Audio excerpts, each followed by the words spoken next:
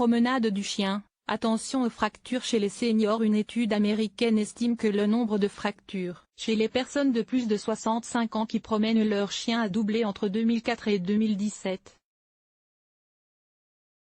Les femmes seraient plus à risque que les hommes, et les fractures de la hanche et des membres supérieurs sont les plus fréquentes.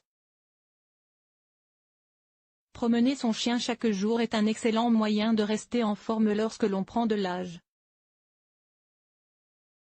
Attention toutefois au revers de la médaille, une étude publiée par la revue JAMA Surgery met en évidence une augmentation du nombre de fractures chez les personnes âgées de plus de 65 ans. Entre 2004 et 2017, ce nombre a doublé.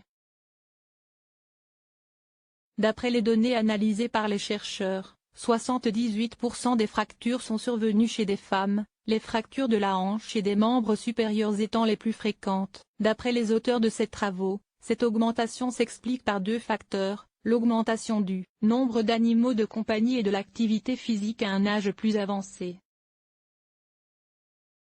La promenade du chien, qui a démontré à maintes reprises ses bienfaits sur la santé sociale, émotionnelle et physique, est une activité populaire et fréquemment recommandée, explique Kevin Piruxio, auteur principal de l'étude et étudiant à l'Université de Pennsylvanie, aux États-Unis.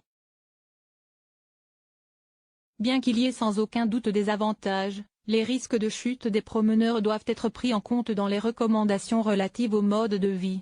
Améliorer les petites choses. Pour parvenir à ces conclusions, les scientifiques ont pris en compte les données trouvées dans une centaine de services d'urgence des hôpitaux américains, soit 32 624 cas au total. Les blessures par fracture liées à la promenade en laisse des chiens ont augmenté de façon significative, passant de 2671 cas en 2004 à 4396 en 2017, soit une augmentation de 163%.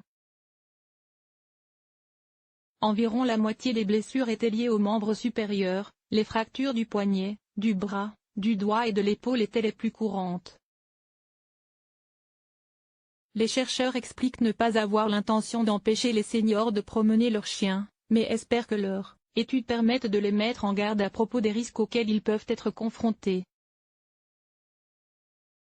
Nous devons nous rappeler que comprendre et améliorer les petites choses de la vie peut avoir un effet positif, conclut-il.